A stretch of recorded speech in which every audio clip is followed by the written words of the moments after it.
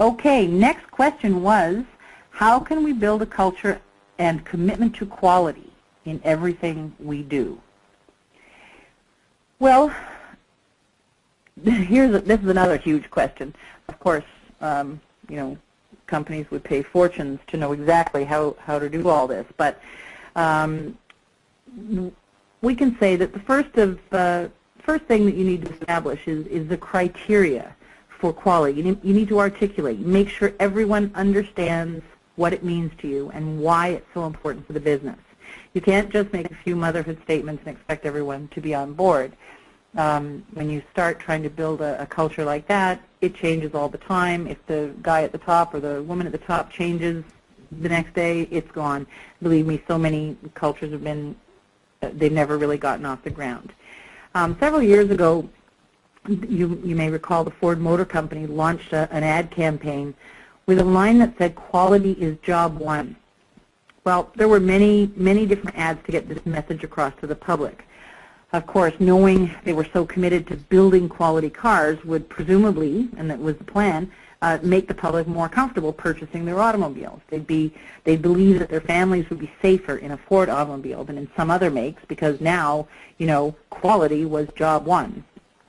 Now, I don't have information and statistics about the internal advertising that was done, that being like within the Ford company itself, but I'm sure there was quite a lot of it.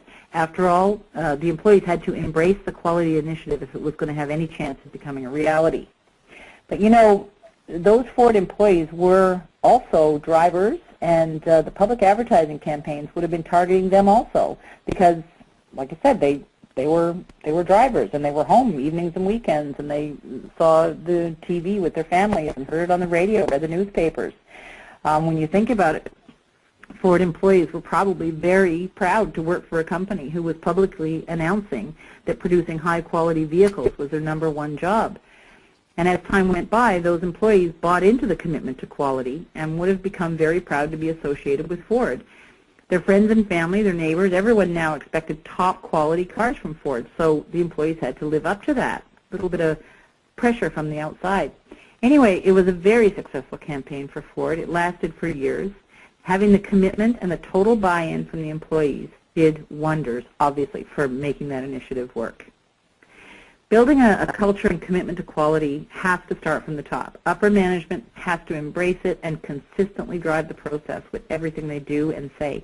Embarking on culture building is not something you can start with a few well-placed statements, a few meetings or rallies, and then leave it alone. You must consistently deliver the message and consistently walk the talk. And, by the way, that means totally believe in it. In everything you do, every process, procedure you develop, you have to ask the question, does this further our goal towards our quality commitment, and is this in line with the culture we're trying to build?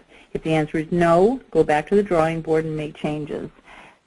That's all. You have to do that. Whatever you decide to do in all aspects of the business, the culture has to be nurtured. It often takes a long time to build a great culture, but it can be destroyed very, very quickly. Often you'll see a great culture in a company, and it may have been great for years, but then perhaps a new CEO or other upper management person comes in who doesn't regard the culture as important, and before long it's destroyed. So, you know, it can certainly be done. It takes a lot of work and commitment, but it can absolutely be done.